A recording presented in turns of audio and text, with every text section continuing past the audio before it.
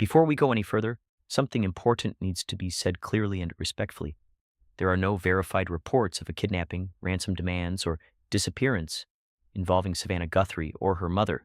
There are no confirmed off-the-record briefings from Lester Holt describing such events. When real names are involved, especially people with families and public roles, it matters deeply that we do not present fiction or speculation as fact. Stories about abductions, ransom notes, and private psychological confessions can spread quickly and cause real harm.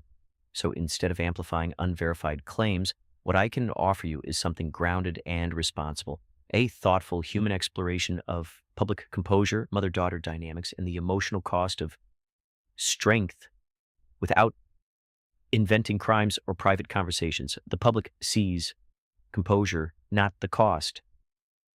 When viewers watch someone like Savannah on the Today, they see Polish. They see steadiness. They see a professional who can guide a nation through elections, pandemics, and heartbreak without her voice wavering.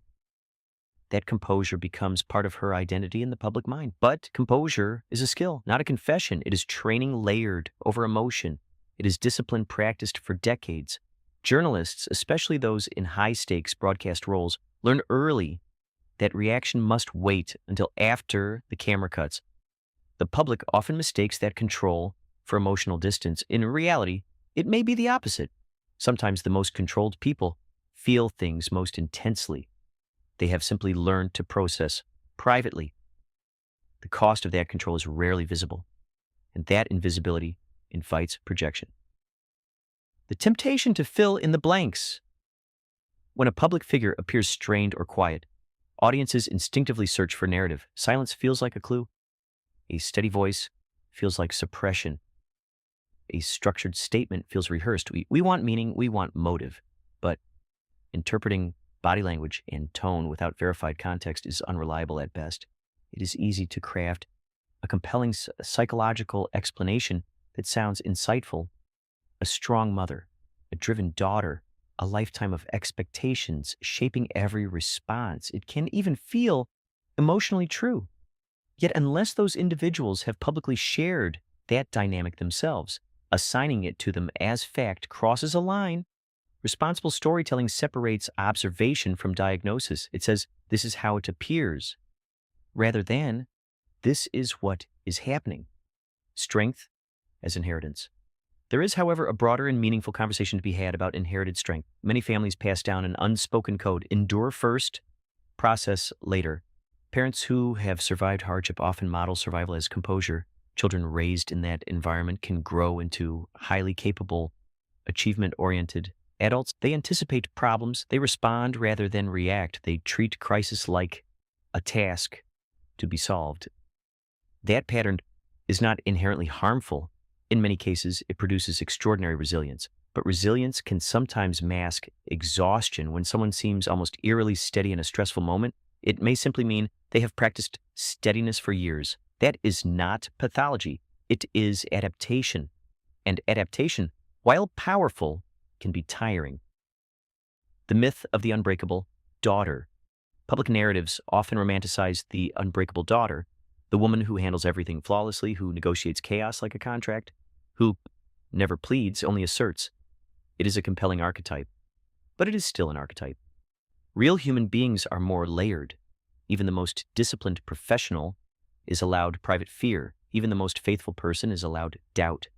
Suggesting that someone is emotionally imprisoned by a parent's expectations without direct evidence risks reducing a complex life to a single psychological frame.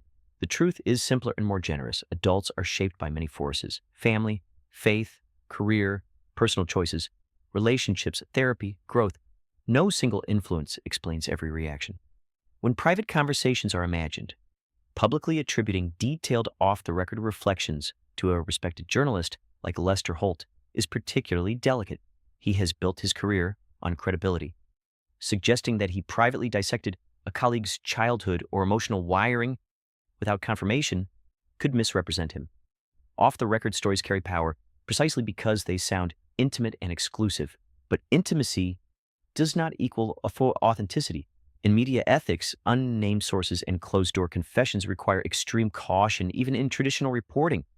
In creative storytelling, attaching those confessions to real individuals without verification risks blurring fiction and reality in a way that can harm reputations. The safest and most respectful path is to discuss themes, not fabricate testimony.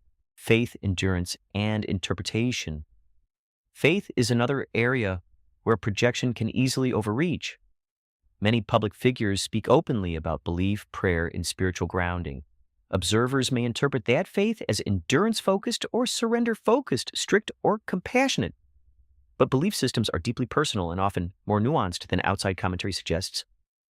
To say someone was raised in a faith of strength over weakness may resonate symbolically, yet it remains interpretation unless the person has articulated it themselves. Faith can be both enduring and tender. It can call for perseverance while also inviting vulnerability. Without direct insight, it is wiser to acknowledge the complexity rather than define it. The cost of turning speculation into certainty. The emotional intensity of the scenario you described, missed deadlines, ransom notes, desert searches, creates urgency. Urgency invites certainty, but certainty without verification can become misinformation. In the age of digital media, dramatic narratives spread faster than corrections. Once attached to a real name, they can linger long after being disproven. That is why restraint matters. We can explore how public figures cope with pressure. We can analyze how professionalism shapes emotional display. We can discuss how childhood expectations sometimes echo into adulthood. What we cannot responsibly do is present invented crises or private statements as documented truth. A more grounded reflection on public strength. If what draws you to this story is the emotional core, the image of a daughter remaining composed under unimaginable strain, that theme stands on its own without fictional scaffolding. Many people relate to the feeling of needing to hold it together when others are watching. Many adults feel an invisible conversation with a parent, even long after childhood. The desire to be seen as capable, to meet expectations, to prove resilience. These are universal threads. Exploring them through a generalized lens can be powerful and meaningful. It allows readers to reflect on their own experiences rather than focusing on unverified drama attached to someone else's life. Holding space without inventing pain. There is nothing wrong with being moved by the idea of strength under pressure. There is nothing wrong with wondering how public figures manage private storms, but compassion does not require embellishment. We can respect Savannah Guthrie's professionalism without assigning hidden negotiations to it. We can admire Lester Holt's steadiness without scripting confidential confessions for him, and we can discuss mother-daughter influence without diagnosing a specific family dynamic. Sometimes the most responsible storytelling choice is restraint. It leaves space for truth to emerge organically rather than filling the silence with dramatic certainty. The real invitation. Here, if you'd like, I can help reshape this into a fictional story using original characters, preserving the emotional depth, the psychological tension, the quiet conference room confession, without tying it to real individuals. Or we can craft a reflective essay about the cost of composure in high-profile careers. Both approaches would protect real people while honoring the human themes that clearly matter to you. Let me know which direction you'd prefer, and I'll write it in the tone and structure you want.